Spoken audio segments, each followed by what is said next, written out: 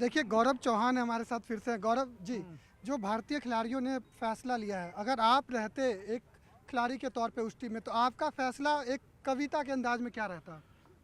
मैं तो सबसे पहले सारे खिलाड़ियों को, बहुत लीजेंड्स जो हमारे हैं, देश बदल रहा है और हम सब समझ गए हैं अब, और इसीलिए शायद मैं अगर उनकी जगह होता तो मैं भी यही कहता सरकार से, बीसीसीआई से, कि अंधों को दर्पण क्या देना, बहरों को भजन सुनाना क्या, जो रक्तपान करते उनको गंगा का नीर पिलाना क्या, हमने जिनको 2 आंखें दी वो हमको आंख दिखा बैठे, हम शांति यज्ञ में लगे रहे वो श्वेत कबूतर खा बैठे, वो छल पर छल करता आया हम अड़े रहे विश्वासों पर, कितने समझौते थोप दिए हमने बेटों की लाशों पर, अब लाशें भी ये बोल उठी मत अंतर मन पर घात करो, दुश्मन जो भाषा समझ सके अब उस भाषा में बात करो। इस भाषा की बहुत जरूरी थी और यही भाषा रहनी चाहिए, यही तेवर हिंदुस्तान का रहना चाहिए। कोई खेल नहीं, कोई फिल्म नहीं, कोई एक्टर नहीं, कोई यहाँ उनका नचेई कभी कोई नहीं आना चाहिए यहाँ पे। नो नो नो, सारे दरवाजे बंद, पहले सुधर जाओ। हमने सबका स्वागत किया, तुम्हारा भी स्वागत करेंगे। पहलगाम आतंकी हमले के बाद भारतीय सेना ने कार्रवाई की, सिंधु जल समझौता रद्द कर दिए, क्रिकेट हम उनके साथ नहीं खेल रहे हैं, क्या यही व्यवहार आगे भी रहना चाहिए? बिल्कुल, और अगर ये व्यवहार आगे नहीं चलाया तो फिर वही ढाक के 3 पात, फिर अब की सरकारों और पिछली सरकारों में कोई हम अंतर ही नहीं कर पाएंगे भाई। आपसे लोगों को उम्मीदें हैं, जो आप दिल्ली में आपने जो तेवर लाया है उस पर कायम रहिए। अब किसी राजनीति और किसी देशों के, वर्ल्ड के बड़े बॉस जो बना रखे हैं उनके दबाव में कोई निर्णय नहीं बदलिए, स्ट्रिक्ट रहिए। आप वीर रस के कवि हैं, देशभक्ति आप जो है लगातार बोलते हैं, एक और कविता जो पूरे देशभक्ति जो है वो पूरे ला दे। बहुत सारी कविताएं हैं, आप ऐसे प्रश्न करके बहुत सारे फिर मुझे चुनने में आप इसके लिए फेमस हैं, आपको लोग इसीलिए जानते हैं कि गौरव चौहान कौन है। तो सुनिए, हमारे सैनिकों ने जो जवाब दिया ना, ये जवाब हमेशा रहना चाहिए कि दहशती गढ़ पर हमला, तड़ातड़ जड़ पर हमला, दुष्ट अजहर पर हमला, हाफजी घर पर हमला, जिहादी सोच पे हमला, गिद्ध की चोंच पे हमला, पाप के धुर पर हमला, बहावलपुर पर हमला।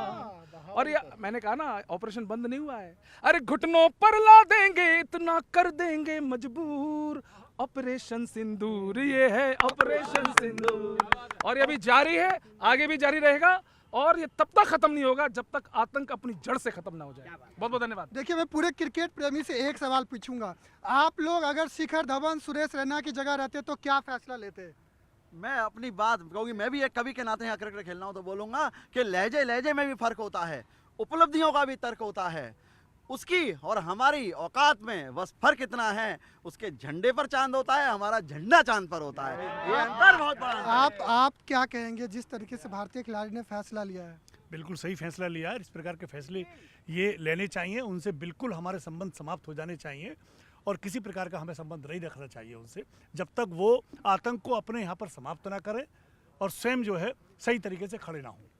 और जो ये क्रिकेट लीग चल रहा है, इसमें तमाम कवि जो है आप हर साल बुलाते हैं और करवाते हैं, तो इस बार का क्या, इस बार का कुछ? देखिए, ये KPL 2 है हमारा, इसमें 8 टीमें भाग ले रही हैं, सारे देश के कवि जो खेल सकते हैं उनके लिए टीम बनाई गई हैं, और कल इसका फाइनल जो होगा, उसका समापन होगा, उस समय युग कवि कुमार विश्वास जी के करकमलों से होगा, वो यहाँ उपस्थित रहेंगे, और सारे कवि देश के यहाँ आए हुए हैं, और सभी यहाँ अब क्रिकेट का भी एंजॉय करेंगे, क्योंकि जीवन मिला है तो 2 काम तो करने पड़ेंगे, कि या तो ऐसा लिखो कि लोग पढ़ें, या ऐसे काम करो कि लोग लिखें। तो जीवन में तो कभी लोग लिख भी रहे हैं और काम भी ऐसे कर रहे हैं कि आपको भी लिखना पड़े।